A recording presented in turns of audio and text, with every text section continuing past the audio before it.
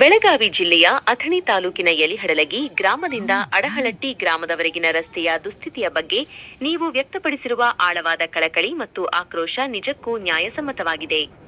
ಮಾಧ್ಯಮಗಳಲ್ಲಿ ವರದಿಯಾದರೂ ಅಧಿಕಾರಿಗಳು ಎಚ್ಚೆತ್ತುಕೊಳ್ಳದಿರುವುದು ಸಾರ್ವಜನಿಕರ ಆಕ್ರೋಶಕ್ಕೆ ಕಾರಣವಾಗಿರುವುದು ಸ್ಪಷ್ಟವಾಗಿ ಕಾಣುತ್ತಿದೆ. ನಿಮ್ಮ ಈ ಸುದೀರ್ಘ ಅಳಲು ಕೇವಲ ಒಂದು ರಸ್ತೆಯದ್ದಲ್ಲ, ಬದಲಿಗೆ ಹಳ್ಳಿಗಳ ಮೂಲಭೂತ ಸೌಕರ್ಯಗಳ ಬಗ್ಗೆ ಇರುವ ನಿರ್ಲಕ್ಷ್ಯದ ದನಿಯಾಗಿದೆ. ಪ್ರಸ್ತುತ ರಸ್ತೆಯ ಸ್ಥಿತಿಗತಿ ಮತ್ತು ಪರಿಣಾಮಗಳು. ನೀವು ವಿವರಿಸಿದಂತೆ ಈ ರಸ್ತೆಯಲ್ಲಿ ಸಂಚರಿಸುವುದು ಒಂದು ಸಾಹಸವೇ ಸರಿ.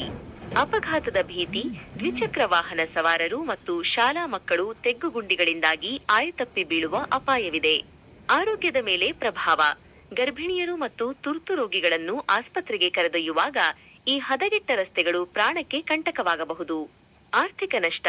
ವಾಹನಗಳ ಟೈರ್ ಮತ್ತು ಇಂಜಿನ್ ಬೇಗನೆ ಹಾಳಾಗುವುದರಿಂದ ರೈತರಿಗೆ ಮತ್ತು ಸವಾರರಿಗೆ ಆರ್ಥಿಕ ಹೊರೆಯಾಗುತ್ತಿದೆ. ಈ ಸಮಸ್ಯೆಗೆ ಪರಿಹಾರ ಕಂಡುಕೊಳ್ಳಲು ನೀವು ಮಾಡಬಹುದಾದ ಕ್ರಮಗಳು. ಅಧಿಕಾರಿಗಳು ಮತ್ತು ಜನಪ್ರತಿನಿಧಿಗಳ ಗಮನ ಸೆಳೆಯಲು ಈ ಕೆಳಗಿನ ಹಂತಗಳನ್ನು ಅನುಸರಿಸಬಹುದು. 1. ಗ್ರಾಮ ಸಭೆಯಲ್ಲಿ ಧ್ವನಿ ಎತ್ತಿ. ಮುಂದಿನ ಗ್ರಾಮ ಸಭೆಯಲ್ಲಿ ಈ ರಸ್ತೆಯ ಫೋಟೋ ಮತ್ತು ವಿಡಿಯೋಗಳನ್ನು ಪ್ರದರ್ಶಿಸಿ. ಇದನ್ನು ಕಡ್ಡಾಯವಾಗಿ ಸಭೆಯ ನಡಾವಳಿಯಲ್ಲಿ ಮಿನಿಟ್ಸ್ ಆಫ್ ಮೀಟಿಂಗ್ ದಾಖಲಿಸುವಂತೆ ಒತ್ತಾಯಿಸಿ. ವಾಹನ ಸವಾರರು ಮತ್ತು ಬೈಕ್ ಸವಾರರು ಯಾವ ರೀತಿ ತಿರುಗಾಡಬೇಕು ಅನ್ನೋದನ್ನ ನೀವು ನೋಡ್ಬೋದು.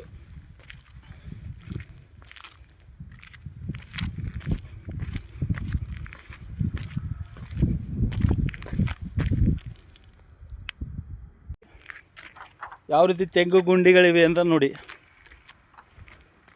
ಇದು ನೋಡಿ, ರಸ್ತೆ ಈ ಥರ ಕಿತ್ತೋಗಿದೆ. ಇಷ್ಟು ಬೇಗ ರಸ್ತೆ ಕಿತ್ತೋದ್ರು ಮತ್ತು ಈ ರಸ್ತೆ ಮಾಡಬೇಕಾದ್ರೆ ಗಮನಕ್ಕೆ ತಂದರೂ ರಸ್ತೆ ಮಾಡ್ತಿಲ್ಲ.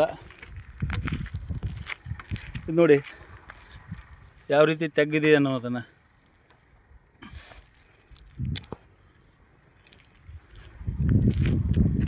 ಇಲ್ಲಿ ಅಡಹಟ್ಟಿ ಗ್ರಾಮದಿಂದ 4 ಕಿಲೋಮೀಟ್ರು ಚಲಿಸಬೇಕಾದ ರಸ್ತೆ ಇದು.